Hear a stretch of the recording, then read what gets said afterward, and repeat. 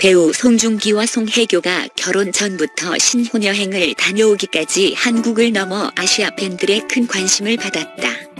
그들의 일거수일투족이 화제를 일으키는 것은 이들이 한류 톱스타라는 것을 다시금 보여주는 것이다. 물론 이들에 대한 관심은 자연스러운 것이나 그 과정에서 오보들이 존재했다.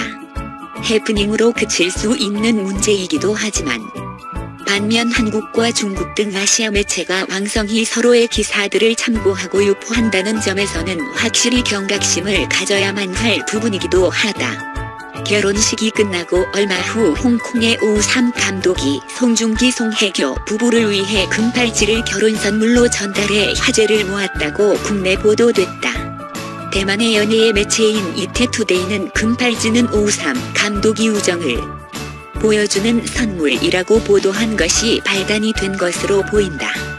영웅 본색을 연출한 홍콩의 오우삼 감독은 송혜교와 2014년 영화 태평윤에서 호흡을 맞추었기에 설득력 있는 기사였고 이어 많이 보도들이 확인없이 이어졌다. 하지만 이 팔찌 선물의 주인공은 왕가위 감독인 것으로 추후 드러났다. 신혼부부에게 팔찌를 선물하는 것은 부부의 영원한 사랑과 결혼 생활의 행복을 바란다는 의미를 담고 있다. 왕가위 감독이 오우삼 감독으로 잘못 알려진 배경에는 팬들의 댓글 반응으로 추측한 것이 확인없이 기사화된 것이란 전언이다.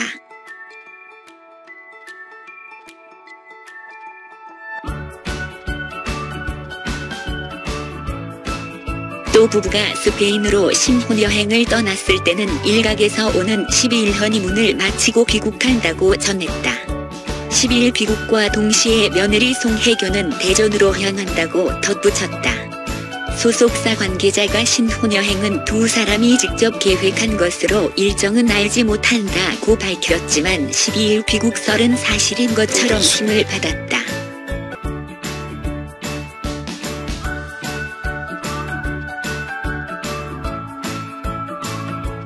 하지만 부부는 12일 귀국하지 않았고 17일 신혼여행을 마치고 돌아왔다. 결과적으로 잘못된 정보였던 셈이다. 그런가 하면 결혼식 당일에는 결혼식 영상을 찍어 생중계한 중국 한 매체가 위법으로 형사 입건됐다는 소식이 전해져 비난이 따랐는데 경찰 측은 이는 전혀 사실과 다르다고 밝혔던 바다.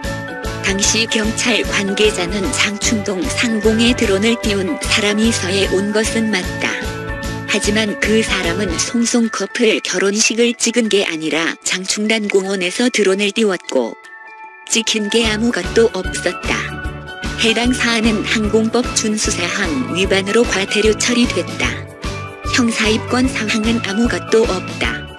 중국 사람도 아니고 베트남 사람이었다. 아무래도 중국 한 매체가 부부의 결혼식을 생중계로 방영한 바람에 말이와전된 것 같다라고 설명했다. 가볍게 넘길 수도 있는 문제이지만 사안에 따라 심각해질 수도 있는 부분이다. 한편 송중기와 송혜교는 지난달 31일 오후 서울 중구 장충동에 위치한 신라호텔 영빈관에서 결혼식을 올렸다.